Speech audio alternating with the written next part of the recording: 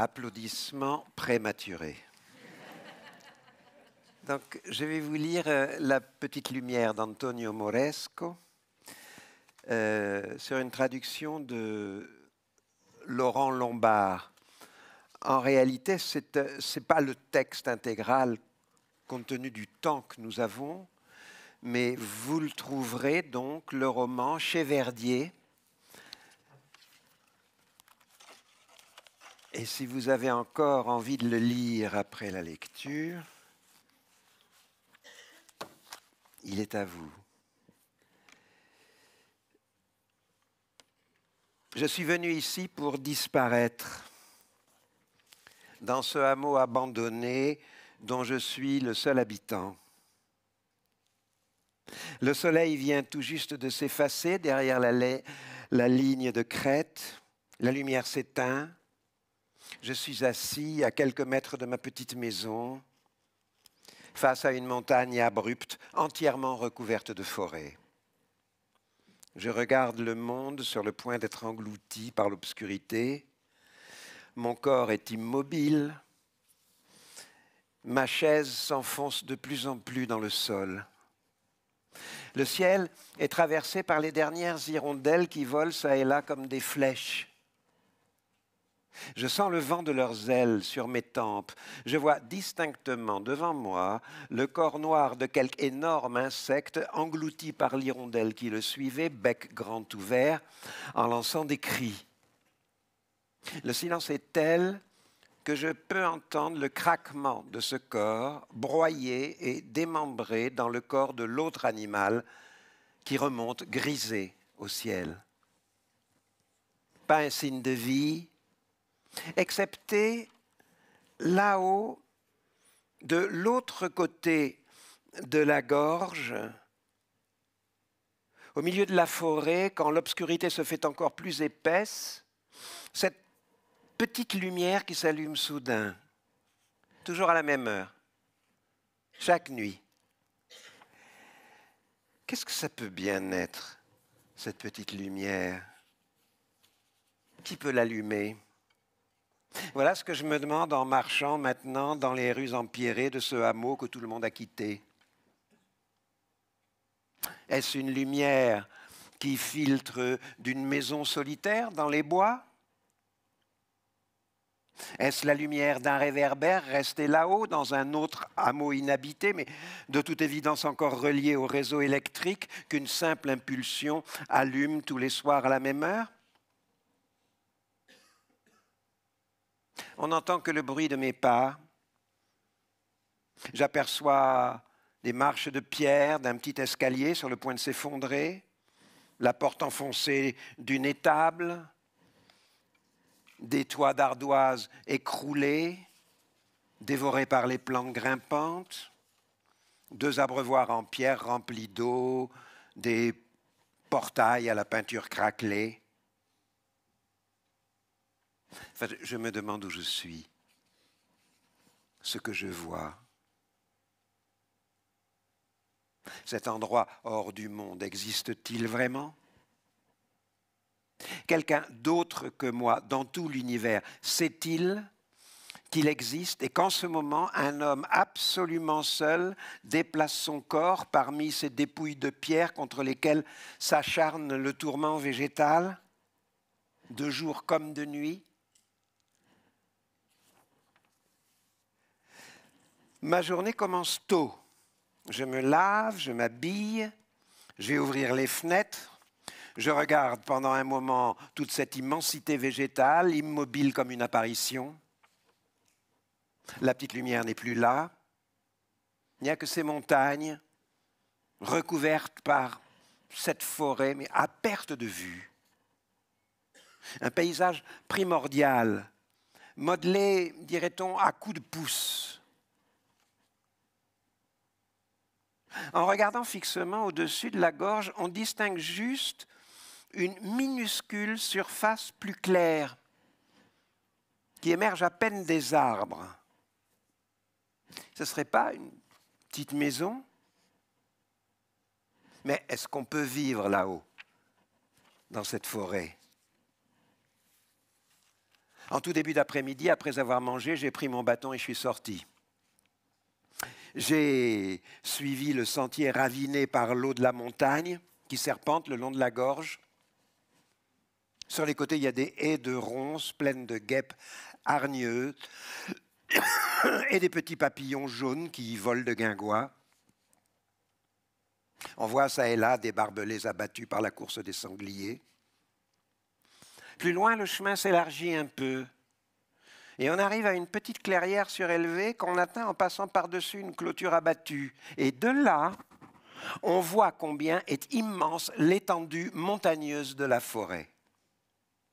Sans un signe de vie humaine, à perte de vue. Il y a seulement, exactement de l'autre côté de la gorge, cet endroit où, quand arrive l'obscurité, je vois s'allumer la petite lumière. Je l'ai regardé longuement. J'ai observé aussi la surface plus claire qui émerge un peu de la forêt, peut-être l'angle d'une maison en pierre.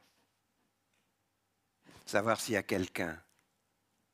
Je me suis demandé à nouveau en me remettant à marcher sur le sentier, savoir s'il y a quelqu'un. Mais on ne voit pas trace de route pour y arriver. Et pourtant, qui sait s'il n'y a pas au moins un sentier au milieu de l'épaisseur des bois qu'on ne peut pas voir d'ici. Ce n'est pas exclu. De ce côté-ci de la gorge, on ne comprend pas bien, mais peut-être que quelqu'un habite là-bas. Cette nuit, je me suis levé, une couverture sur les épaules. Je suis venu m'asseoir sur la petite chaise en fer dont les pieds fins s'enfoncent de plus en plus. J'ai pris de vieilles jumelles que j'ai apportées avec moi, mais dont je ne me sers jamais vu qu'il n'y a rien à voir. À part cette étendue impénétrable d'écume végétale qui recouvre le monde à perte de vue.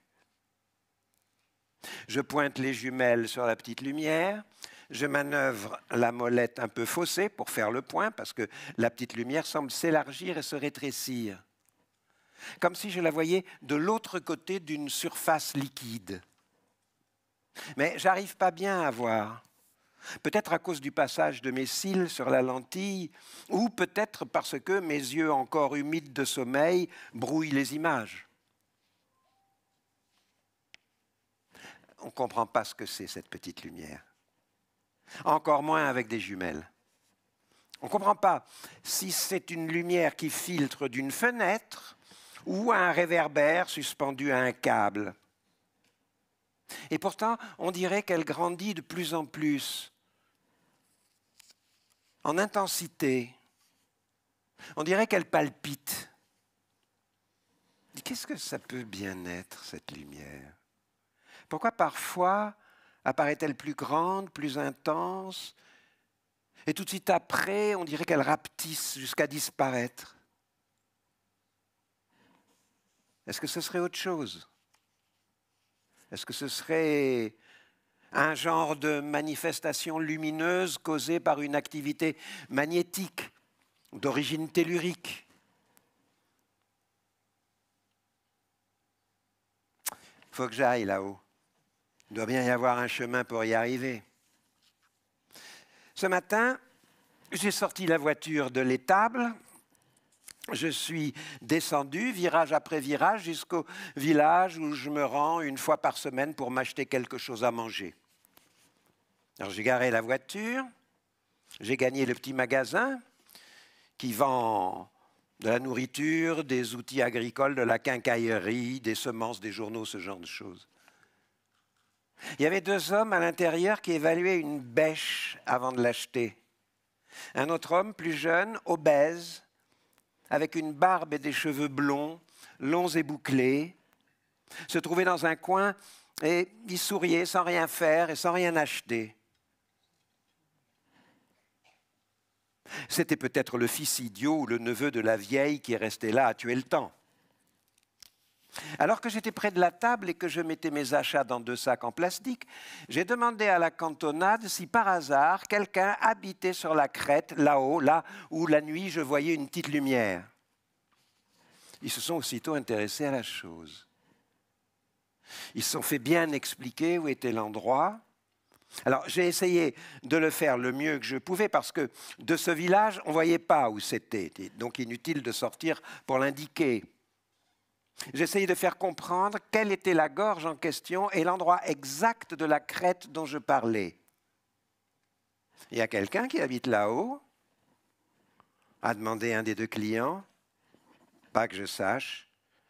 Là-haut, il n'y a que la forêt, a répondu l'autre en se remettant à évaluer la bêche. Mais c'est quoi comme lumière? Comment elle est faite, votre lumière? A demandé à nouveau le premier. Eh bien, je ne comprends pas si elle vient de la fenêtre d'une maison ou bien d'un réverbère. Un réverbère, mais il n'y a pas de réverbère là-haut, il n'y a personne. Ben, alors ça doit être autre chose. Je ne sais pas. Bon, en tout cas, autre chose que je ne comprends pas. J'ai fini de payer, je me suis dirigé vers la porte. C'est peut-être un ovni. Je me suis retourné, c'était le garçon obèse. Je l'ai regardé, il était toujours immobile dans son coin sans rien faire. Il continuait à sourire, lèvres fermées. Qu'est-ce que vous avez dit? Vous plaisantez. Mais il restait comme ça, avec cette bouche close, étirée par ce sourire d'ahuri. Non, pourquoi? Je me suis tourné une nouvelle fois vers les autres clients. Il y en a qui disent que des ovnis ont été vus dans le coin, a expliqué l'un d'eux. Il y a même un expert de ce genre de truc dans un village à côté. Vous pouvez toujours aller voir, ça ne coûte rien de demander. Et j'y suis allé. Ce matin, j'ai pris à nouveau la voiture et je suis arrivé au village que l'homme à la bêche m'avait indiqué. Il fallait sortir du hameau et monter plus haut. On voyait de temps en temps imprimées sur l'asphalte quelques grenouilles ou quelques couleuvres écrasées. Je suis arrivé jusqu'à une esplanade où un homme en bottes de caoutchouc attaquait une montagne de fumier. Non, ça ne peut pas être ce type-là, je me suis dit. L'homme a levé la tête quand il m'a vu. Il est resté la fourche en l'air, encore plein du fumier qu'il chargeait dans une brouette. Alors j'ai essayé de lui faire comprendre qui je cherchais. Mais il n'entendait pas. Alors je lui ai crié plus fort parce qu'on était à une certaine distance. L'homme a jeté sa fourchée dans la brouette et il m'a fait signe d'un geste brusque de la main d'approcher.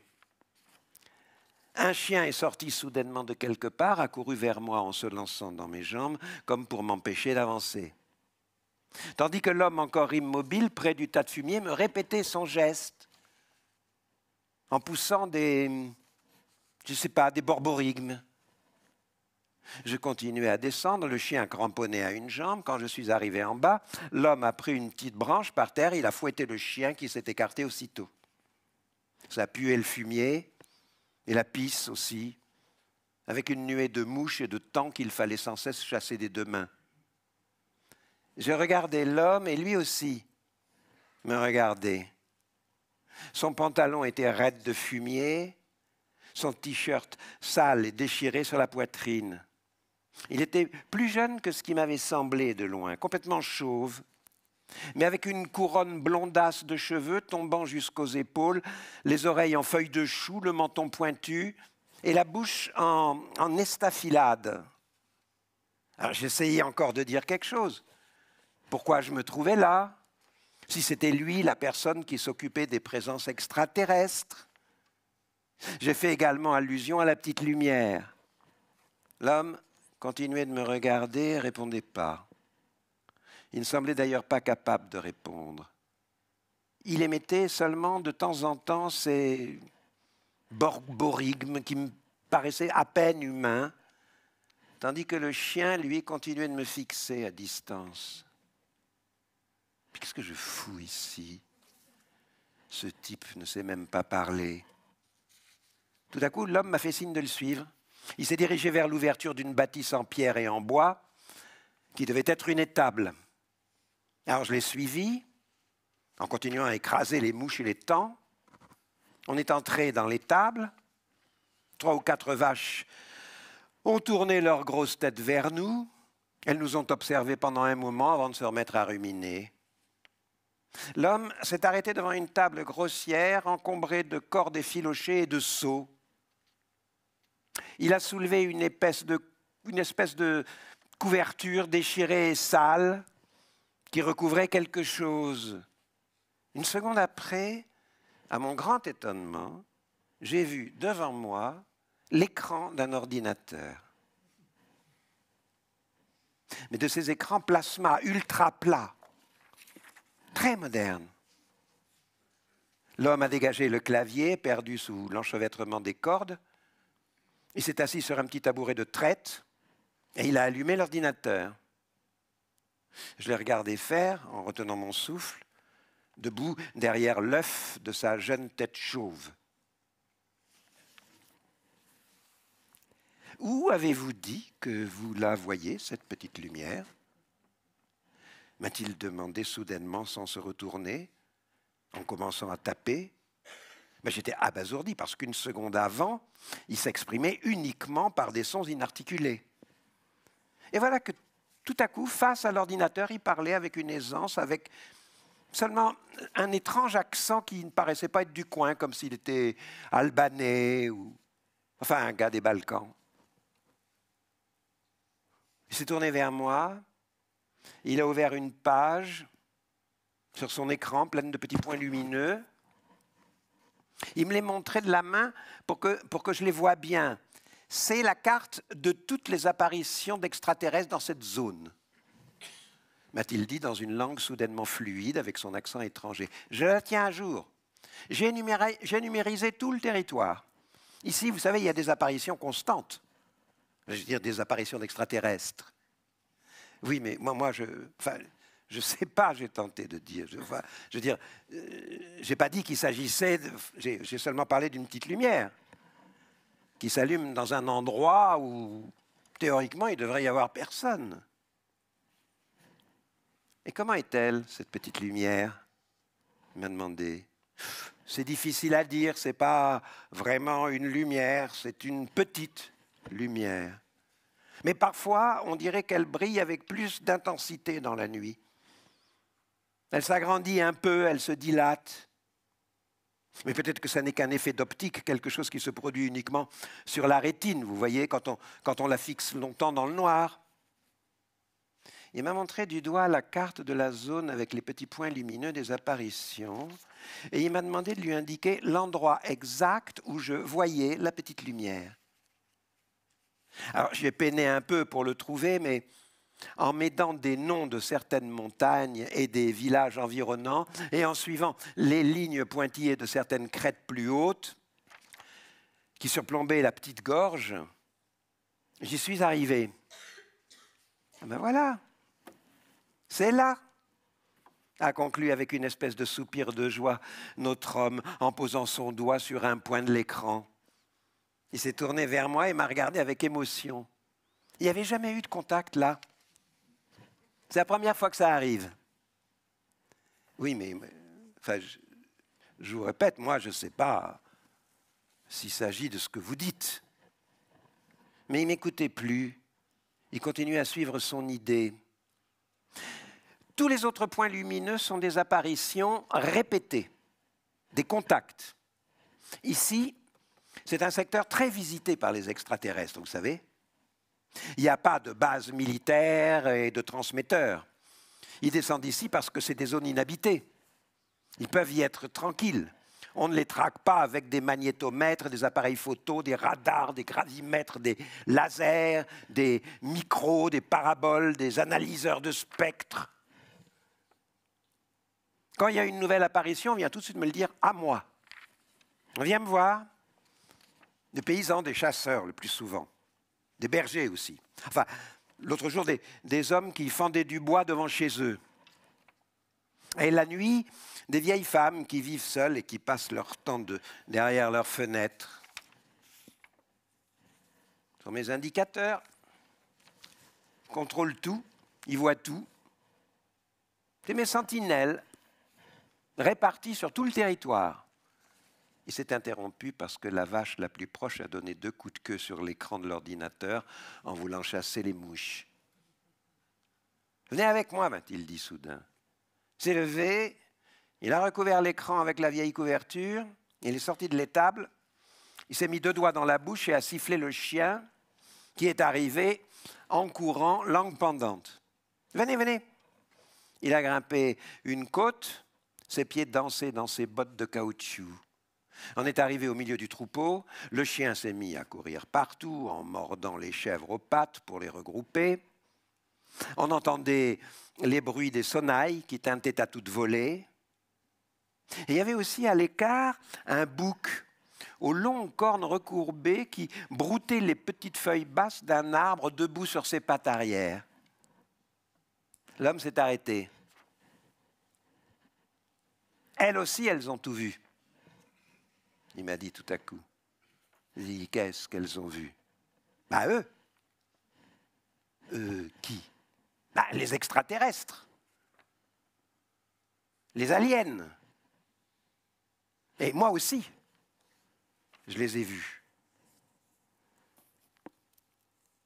Quand je suis parti, l'homme m'a salué de loin avec ses borborigmes d'origine. Il n'y a rien. Je me disais, il n'y a rien. Il y a en tout lieu que cette pullulation de vie et de mort à travers le temps et l'espace.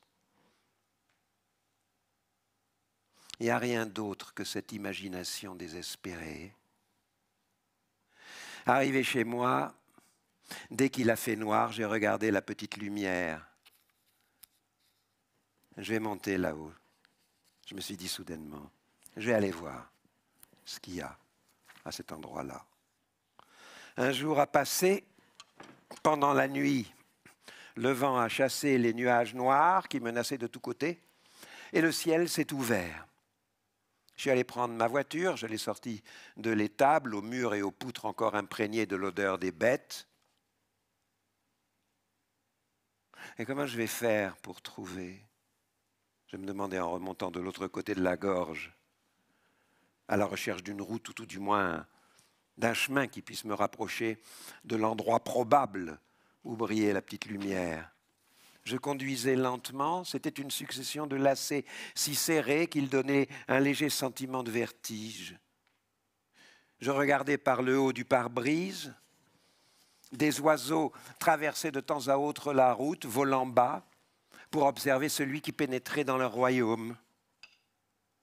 Tout à coup, après une série de lacets encore plus serrés, où le goudron était arraché, il m'a semblé apercevoir l'entrée d'un chemin guère plus large qu'un sentier.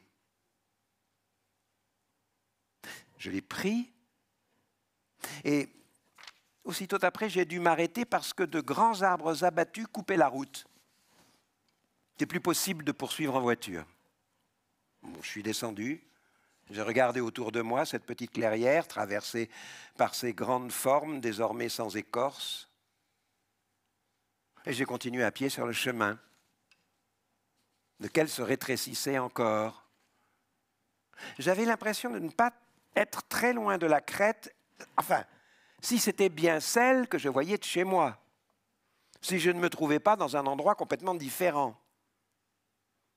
Il y avait des barbelés enfoncés dans le sol, quelques briques décolorées, quelques pierres aussi, signe qu'autrefois il devait y avoir eu ici une maison ou un abri pour les bêtes. J'ai continué à marcher. On ne voyait pas le ciel, tant les crêtes étaient dominées par la forêt. Et tout à coup, toujours dans l'épaisseur de la végétation, m'est apparue une petite maison de pierre. Je me suis arrêté. Et me voilà. C'est ici. Je l'ai trouvée. Ça doit être ici que filtre cette petite lumière, d'une lampe quelconque, devant la porte ou je crois, d'une fenêtre. Mais il n'y avait ni porte ni fenêtre, vu que je me trouvais sur l'arrière de la maison.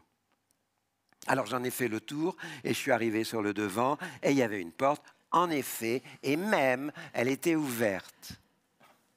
Et à l'intérieur, dans une cuisine, se trouvait un enfant en culotte courte, la tête rasée. Il soulevait dans ses petits bras un nuage de drap qu'il s'apprêtait à mettre dans un baquet d'eau savonneuse. De stupeur, je me suis arrêté. Et lui aussi s'est arrêté. Le nuage de drap dans ses petits bras. On s'est regardé sans parler. L'enfant avait les yeux écarquillés, la bouche ouverte, d'où sortait une minuscule dent cassée. « Ben, qui tu es, toi ?» Il ne m'a pas répondu. Il continuait à me regarder de ses grands yeux ronds, écarquillés. Sa petite tête rasée dépassait à peine du tas de draps. « Qu'est-ce que tu es en train de faire? La lessive ?» « Oui. »« Bah, pourquoi tu fais la lessive ?»« Je fais pipi au lit. Alors je dois toujours laver les draps parce que sinon ils sentent mauvais. »« Mais c'est toi qui les laves ?»« Oui. »« C'est pas ta maman qui les lave ?»« Maman, elle n'est pas là. » Mais ton papa, il n'est pas là non plus. Non, tu vis ici tout seul, au milieu de la forêt, et tes parents ne sont pas là? Non. J'étais resté debout devant la porte. Dis-moi, c'est toi qui gardes la lumière allumée la nuit? Oui. Mais pourquoi? J'ai peur du noir. Je continuais à rester planté là, tandis que l'enfant me fixait sa joue contre les draps. Tu veux que je t'aide? Non, je te remercie. Je ne savais plus quoi dire. L'enfant était penché en face de moi, déséquilibré par le poids du linge. Ah, je peux faire quelque chose pour toi? Non. J'aurais voulu lui demander si je pouvais entrer, mais je comprenais qu'il ne valait mieux pas, d'autant qu'il avait bougé maintenant. Il m'avait déjà tourné le dos, il avait plongé les draps dans le baquet plein d'eau savonneuse. « Excuse-moi, mais j'ai beaucoup à faire. » Plusieurs jours ont passé depuis que je suis allé là-bas. Je regarde d'ici la petite lumière dont je sais maintenant d'où elle vient, assis sur la chaise, qui s'enfonce de plus en plus, tandis que le ciel limpide et sans lune est plein d'étoiles qui me parviennent et que me parviennent les cris des animaux, des rapaces nocturnes et quelques grognements de sangliers. Peut-être que cet enfant, lui aussi, voit la lumière de chez moi. J'ai oublié de lui demander. Ce matin, je suis allé voir le type qui croit aux présences extraterrestres. Bon, vous voyez, j'ai dit, les extraterrestres, les aliens, les déplacements dans l'hyperespace, les pliures, n'y sont pour rien. C'est un enfant. Juste un enfant. Il me regardait avec perplexité, et toujours à cause de cette bouche particulière, on aurait dit qu'il souriait. Un enfant qui vit seul dans la forêt. Et ça ne vous étonne pas? Vous trouvez ça normal? Bah oui, enfin bon, ça m'a surpris moi aussi, mais et quel enfant ça peut être? On est sûr que c'est un enfant de ce monde-ci? Mais je l'ai vu. C'est un enfant, je vous assure. Oh, vous savez, les aliens ne sont pas comme on les montre dans les films. Ils peuvent prendre un aspect totalement humain. On ne les distingue pas des autres. Qui sait combien il y en a parmi nous? Je les regardais, ils me souriaient. En fait, je ne sais pas s'ils me souriaient. Certaines nuits, quand c'est la bonne période, et en ce moment ça l'est, au bord de la route, il y a des centaines de milliers de lucioles Elles pullulent avec leur myriade de petites lumières qui s'allument et qui s'éteignent par intermittence. On a l'impression de marcher dans un monde enchanté. Bon, moi, je fais attention à ne pas écraser celles qui traversent le chemin en voltant à ras de terre. Quelquefois, j'en prends une dans la paume de la main. Je regarde de près son pauvre petit corps, transfiguré par cette lumière qui filtre de ses parties molles. Hein, vous êtes encore là, vous. Quelle force vous avez de pouvoir vous allumer et vous transfigurer comme ça pour produire une pareille lumière qui se voit même de très loin. Mais comment vous faites? D'où est venue l'invention de cette petite lumière? Et à quoi ça vous sert si vous disparaissez aussitôt après? Si on ne vous voit plus le reste de l'année, si vous vivez quelques semaines seulement? Pourquoi vous vous appelez comme ça l'une l'autre dans le noir pendant les rares instants que vous passez dans un monde que vous ne voyez pas? Pour continuer à vous reproduire? Mais pourquoi? Pour que d'autres êtres comme vous puissent continuer à se reproduire? Et à voler pendant quelques semaines, voire quelques instants, dans cette nuit énorme qui nous entoure? Mais elles n'en savent rien. Et si elles le savent, elles ne me répondent pas. Je suis retourné chez l'enfant. Quand il a entendu mes pas devant la porte, il a tourné sa tête rasée vers moi. Il était en train de faire la vaisselle. « Tu veux que je t'aide ?» Je lui ai demandé pour engager la conversation. « Non, merci. J'ai l'habitude. » Je suis resté sur le pas de la porte parce que je ne savais pas si je pouvais entrer. Je regardais ses petites mains rincer les assiettes dans l'évier jusqu'à ce qu'il les sente parfaitement lisses. J'ai inspecté autour de moi. Il y avait un drap mis à sécher avec des vêtements plus petits, des maillots, des slips, des soquettes.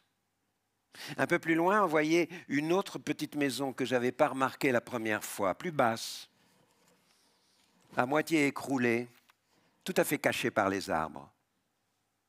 Il y a quelqu'un là-dedans? Non. Et il n'y a personne pour t'aider? Non. Et tu te fais aussi à manger? Bah oui, bien sûr. Et qu'est-ce que tu prépares? Oh, je fais des pâtes, j'épluche des légumes, je râpe du parmesan. Je le regardais tandis qu'il rangeait les assiettes. Mais tu es toujours tout seul. Il ne m'a pas répondu. Et il y avait beaucoup d'assiettes.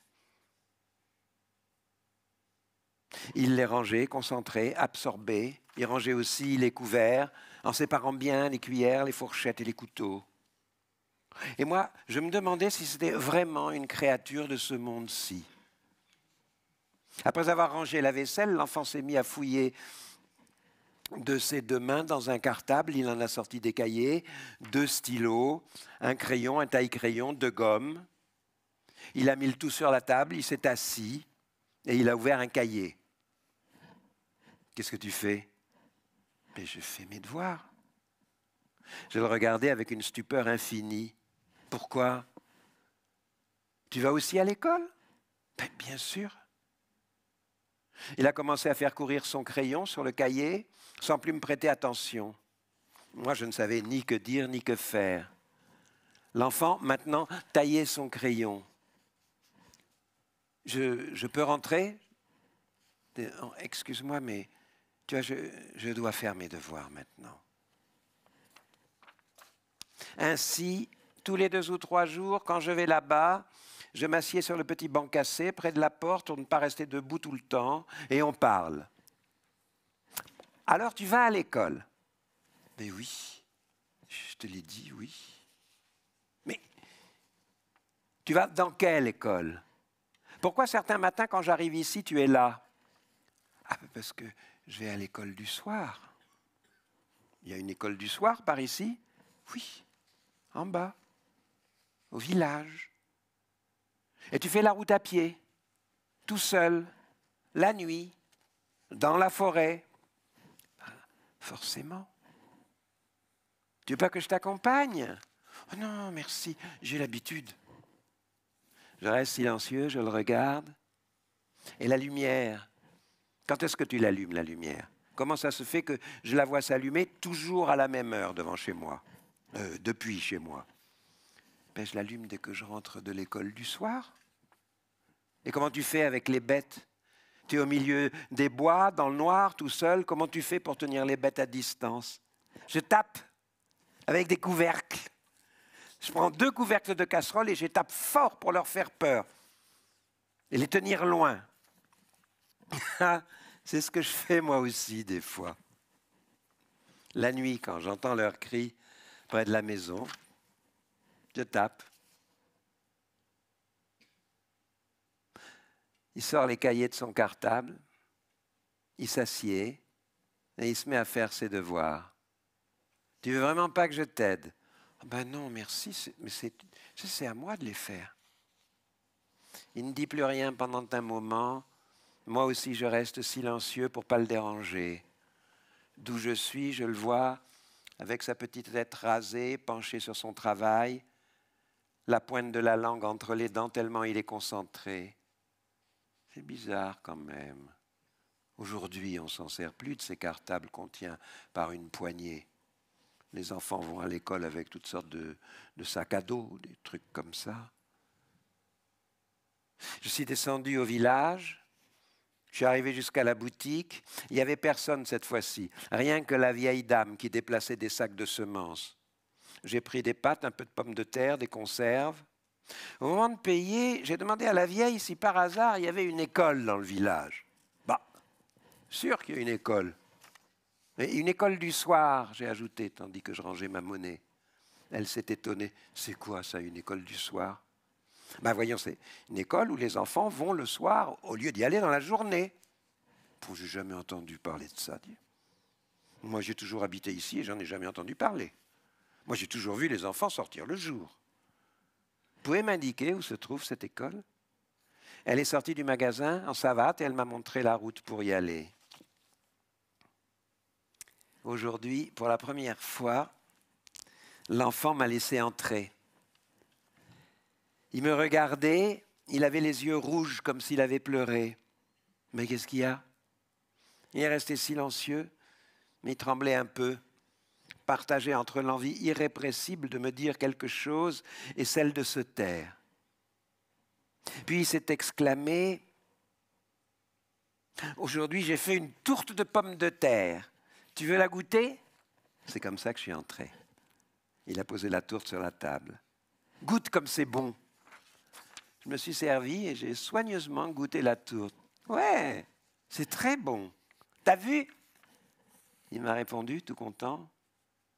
J'ai regardé une nouvelle fois autour de moi dans la cuisine.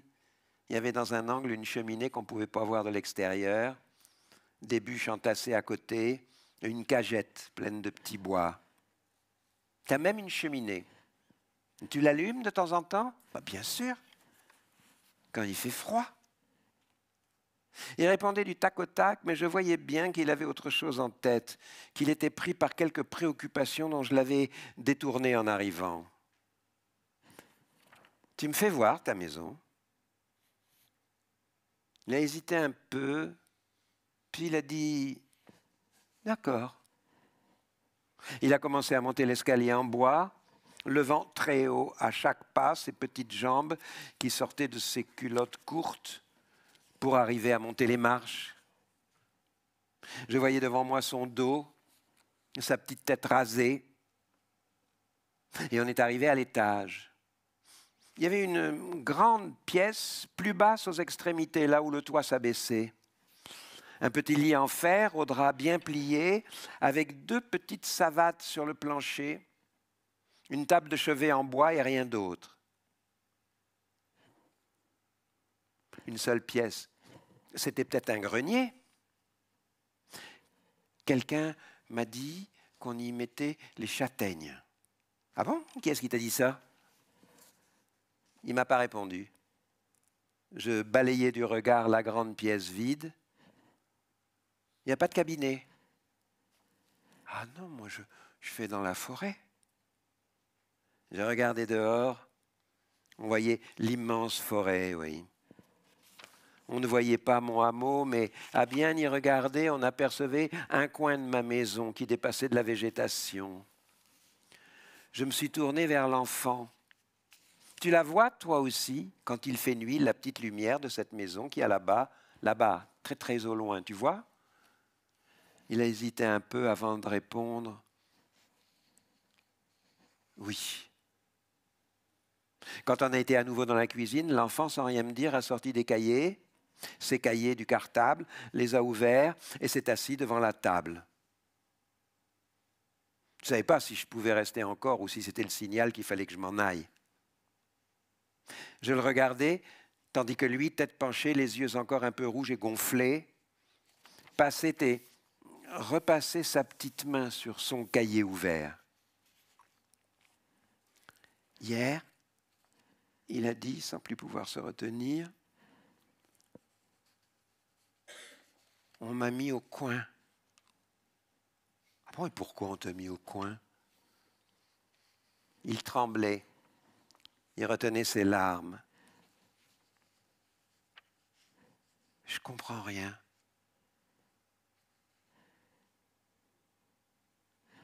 J'apprends rien.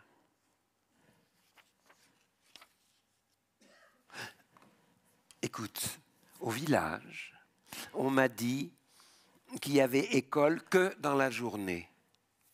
L'enfant a levé son visage vers moi. Ah oui, ben oui, mais c'est celle pour les autres enfants. Les autres enfants. Quels enfants? Il a hésité un peu avant de me répondre. Les enfants vivants.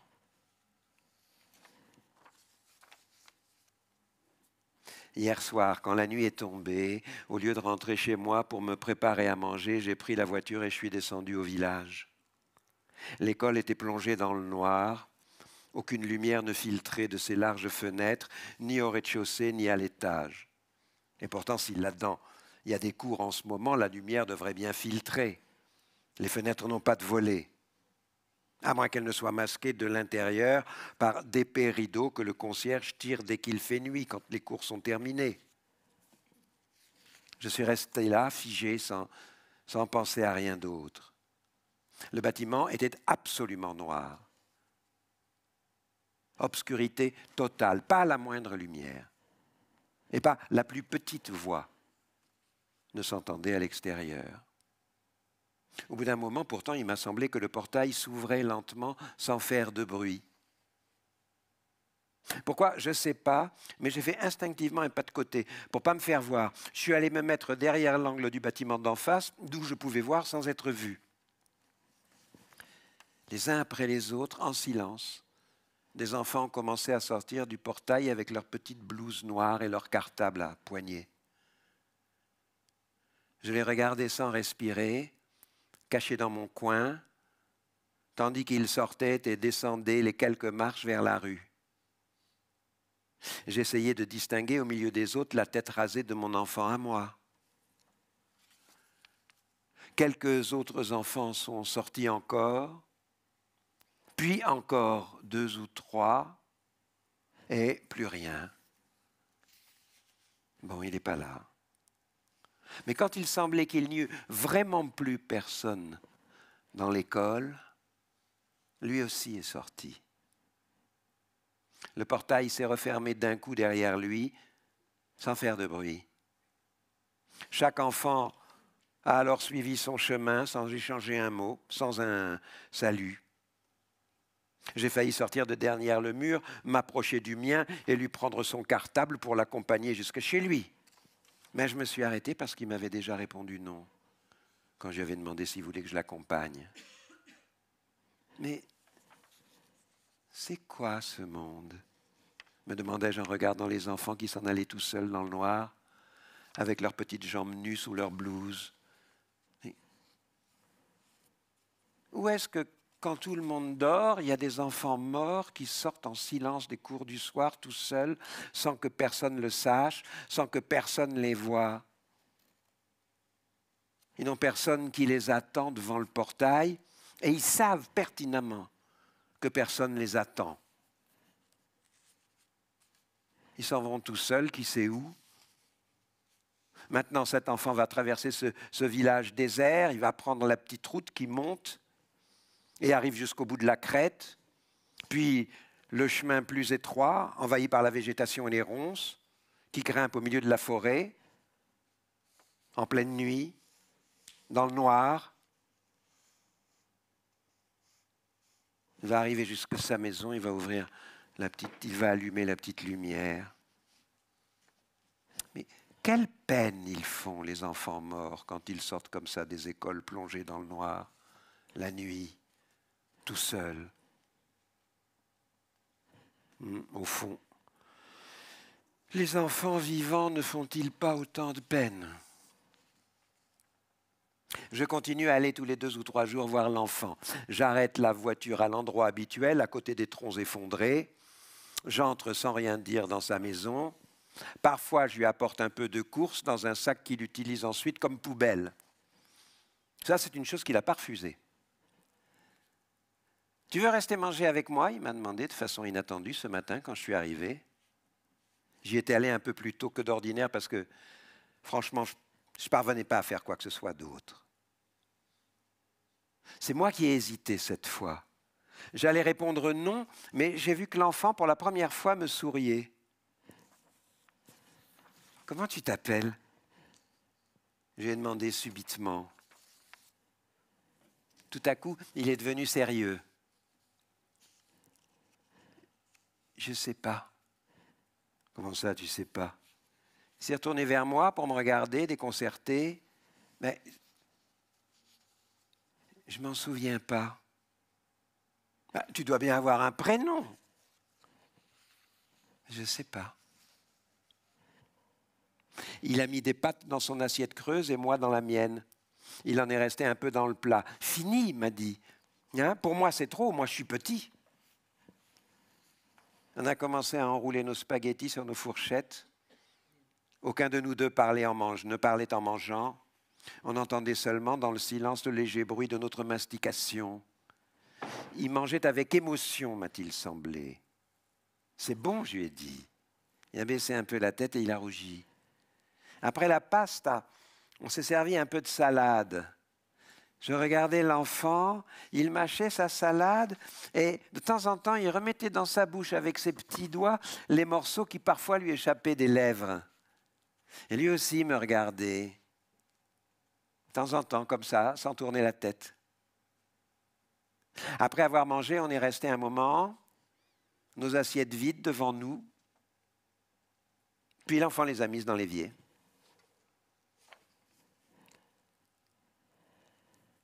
« Comment tu es mort ?» je lui ai demandé tout à coup à voix basse.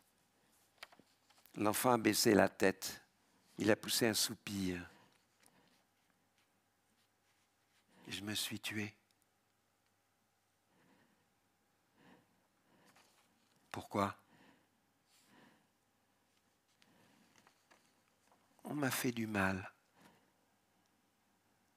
Je suis resté dans un silence absolu, pétrifié pendant un bon moment. Puis j'ai entendu ma voix lui dire « Ouais, je sais, oui. C'est un monde méchant, où il ne fait pas bon vivre. » La nuit est complète tandis que je redescends la petite route enlacée qui passe près du cimetière devant lequel je gare la voiture. Même les lucioles ne sont plus là. Leur courte saison est terminée. On distingue à peine les énormes silhouettes noires des arbres gravés dans le ciel. On n'entend aucun bruit d'animaux nocturnes. Tout à coup, apparaît devant mes yeux un des luminions du cimetière qui palpite dans la nuit. J'ouvre le portail, j'entre dans le petit cimetière. Je fais quelques pas entre les tas de terre qu'entourent ces luminions. Et d'un coup, je me surprends à penser est-ce que l'enfant est enterré là, lui aussi? Est-ce que tous ceux qui sont enterrés ici se sont suicidés? Le monde change devant mes yeux. La terre est encore plus froide, les feuilles tombent, il en reste quelques-unes, ça et là, qui pendent aux moignons des branches. Les arbres sont de plus en plus nus, on ne distingue plus les morts des vivants. Avant d'aller dormir, j'ai regardé un long moment la petite lumière. Depuis quelque temps, elle brille encore plus intensément, me semble-t-il. Sans doute parce que l'air est plus froid, le ciel plus limpide. Aujourd'hui, l'enfant m'a de nouveau invité à manger avec lui. On a d'abord mangé du riz, puis des œufs. Il coupait les œufs au milieu, avec sa fourchette pour voir le jaune couler dans son assiette. À la fin, je lui ai donné les oranges que je lui avais apportées pour lui faire une surprise. Ah, j'adore les oranges. Je le regardais pendant qu'il en épluchait une en s'aidant de ses ongles. Mais qu'est-ce que tu t'es fait aux mains? Ses petits ongles étaient ébréchés.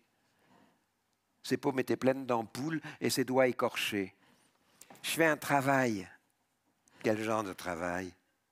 Il a baissé la tête et il a souri. Je retape la petite maison qu'il y a devant. Il régnait une bonne odeur d'orange dans la cuisine maintenant. Je dégage les gravats, les pierres. Et puis, tu sais, je lave les planchers aussi. Bah, pourquoi tu fais ça? Il a rougi un peu. Il ne m'a pas répondu. Les vitres de la porte-fenêtre s'étaient couvertes de buée à cause de la différence de température entre l'intérieur et l'extérieur. Aucun de nous deux ne parlait plus. Je vais allumer la cheminée, s'est écrié d'un coup l'enfant en sautant de sa chaise. Avant d'enflammer le papier avec une allumette sous les petites branches des fagots, il a pris les 2 chaises qui étaient près de la table et il les a posées devant la cheminée. « On regarde le feu », il a dit. Et nous sommes restés là des heures, parce que le feu n'est jamais immobile. Il commençait à faire nuit. J'avais même l'impression parfois de m'endormir quelques instants devant ce feu qui brûlait des morceaux du monde. Pourquoi tu retapes cette petite maison? Lui ai-je demandé encore une fois en me réveillant d'un bref assoupissement.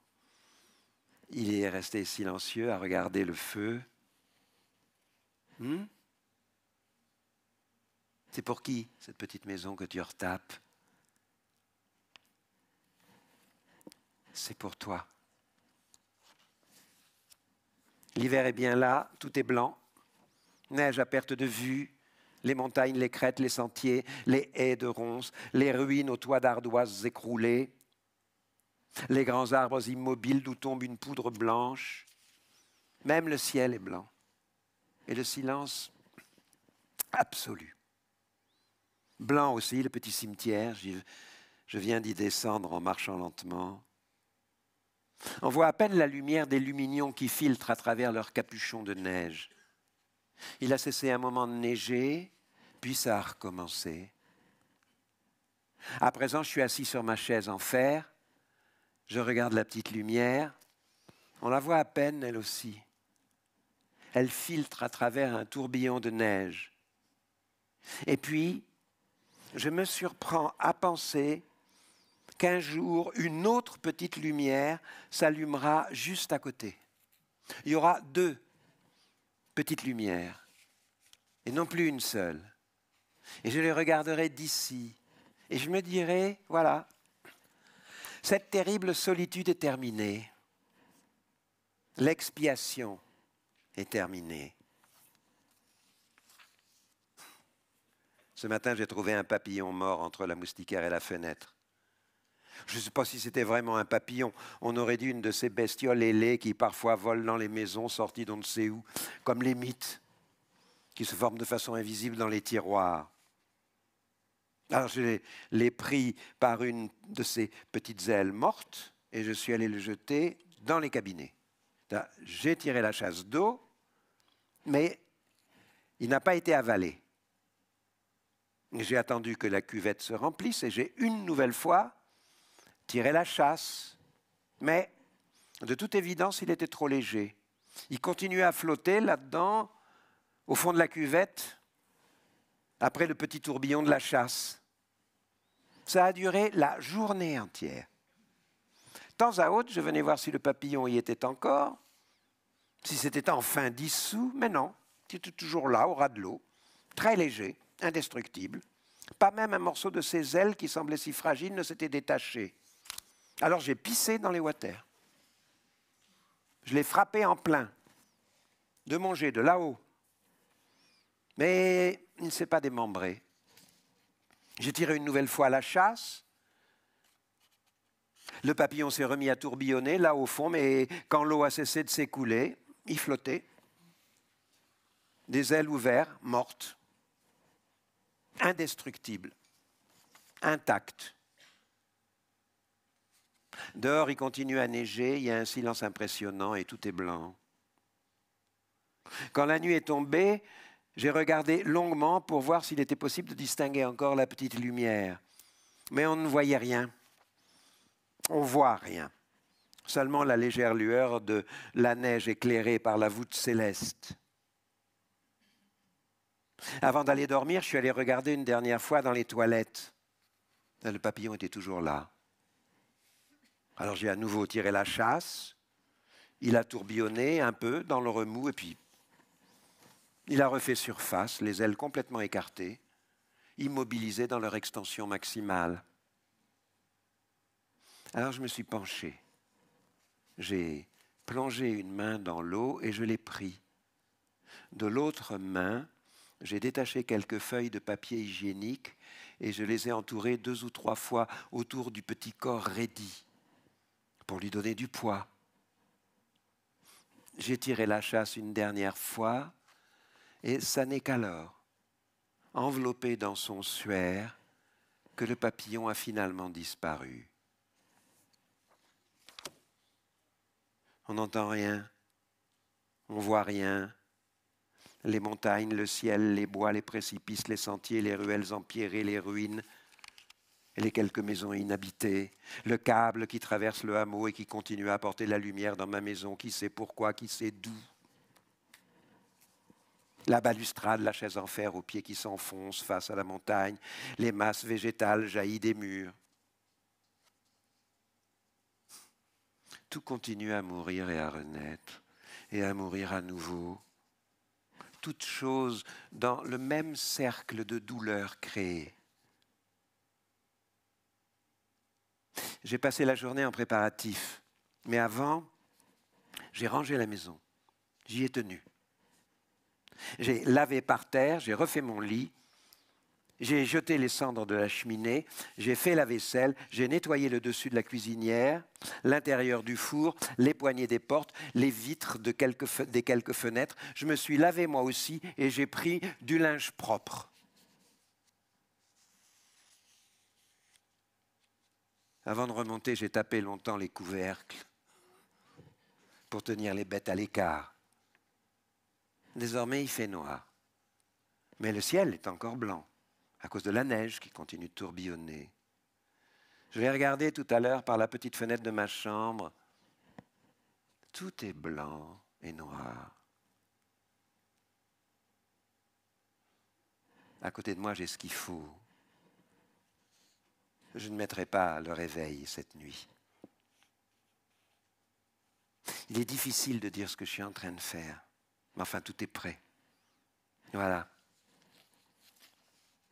Il fait nuit maintenant. Maintenant, il fait nuit.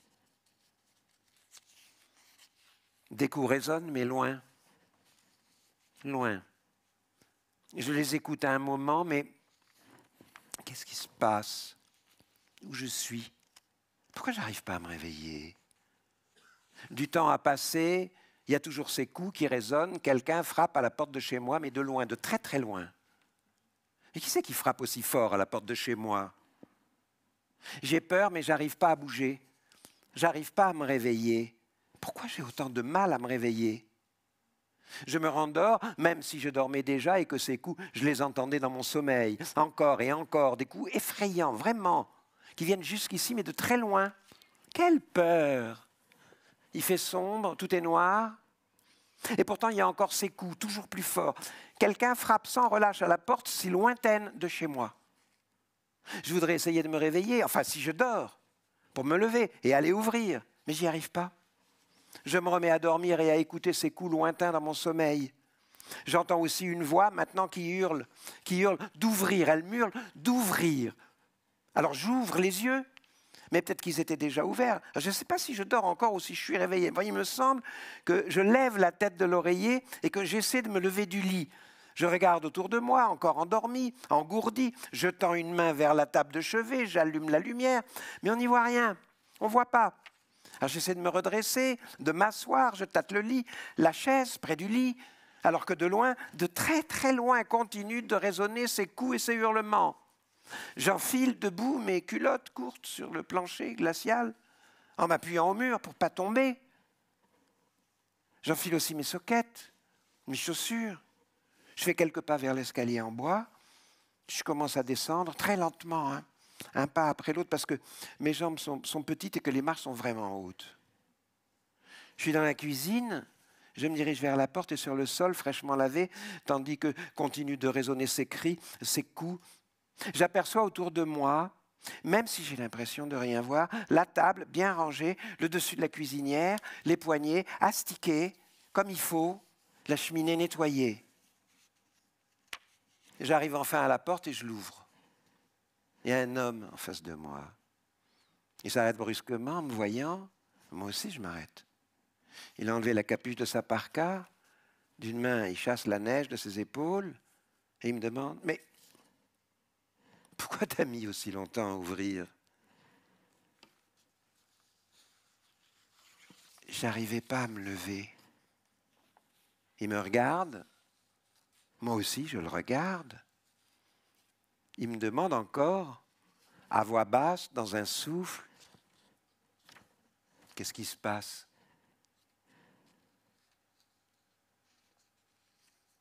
Je me suis tué. Il continue à me regarder, les yeux grands ouverts, en silence. Viens, il me dit subitement. Mais il fait noir. C'est la tempête. Viens. Mais on n'y voit rien, on peut aller nulle part. Viens. Alors, je lui donne ma petite main, il la prend dans sa grande main. Et où on va? Je lui demande. Je ne sais pas.